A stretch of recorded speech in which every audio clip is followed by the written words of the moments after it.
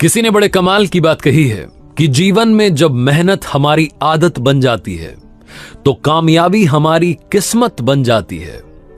Hi guys, मेरा नाम है आरजे कार्तिक और आपके लिए एक छोटी सी कहानी। ये कहानी सच्ची है। 1939 में अमेरिका के टेनेसी स्टेट में पैदा हुई एक लड़की की, जिसके फादर कूली थे और मां सर्वेंट थी। 22 भाई बहनों में लड़की 19वें नंबर की थी। इतने बड़े परिवार में कभी कभी खाने की दिक्कत भी हो जाती थी। ऊपर से इनका परिवार अश्वेत था। यह वो दौर था जब अमेरिका में भेदभाव बड़ा होता था। इस लड़की ने बचपन से ही चुनौतियां देखी थी। जब ये 2.5 साल की हुई तो इसे पोलियो हो गया। एक पैर में मूवमेंट होना बंद हो गई, हिलना डुलना तक पांव ने बंद कर दिया। समझ नहीं पा रही थी कि जिंदगी में होगा क्या। इसकी मां ने बड़ा ट्रीटमेंट करवाया।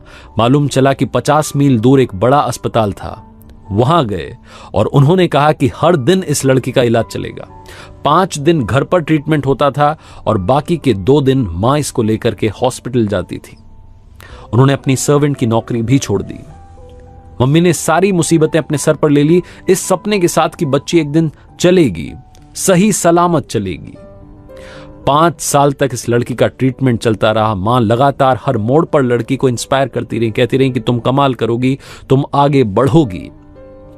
इस बच्ची का मोरल डाउन ना हो, इसलिए इस लड़की को स्कूल में एडमिशन दिलवा दिया। लगातार मां ये बताती थी कि बेटा तुम किसी से कम नहीं हो, तुम सबसे बेहतर हो। 5 साल के इलाज के बाद में इसके पैरों में हल्का मूवमेंट होना शुरू हुआ। ब्रेस लगी और ब्रेस के सहारे इसने चलना शुरू किया। जो डॉक्टर साहब थे इलाज कर रहे थे, डॉक्टर के.एम. वे, उन्होंने कहा था कि ये कभी भी बिना ब्रेस के नहीं चल पाएगी।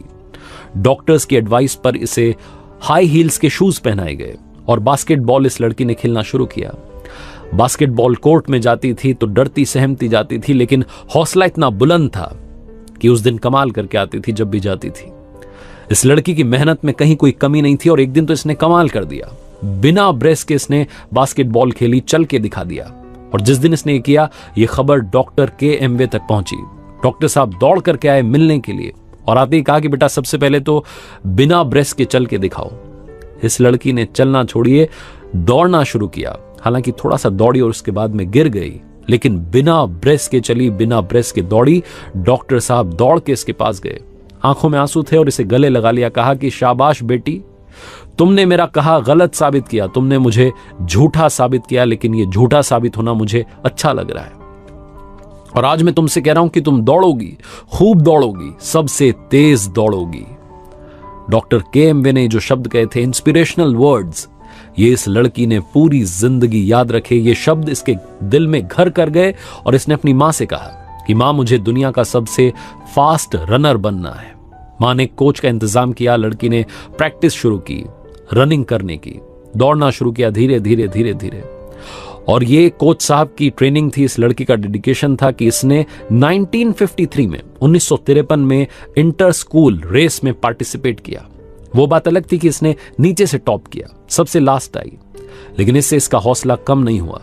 8 कॉम्पिटिशन्स में पार्टिसिपेट किया, 8 के 8 में फेल हो गई, लेकिन 9th वाले में जीती, मेडल लेकर के आई। और उस दिन के बाद में पीछे मुड़ करके नहीं देखा।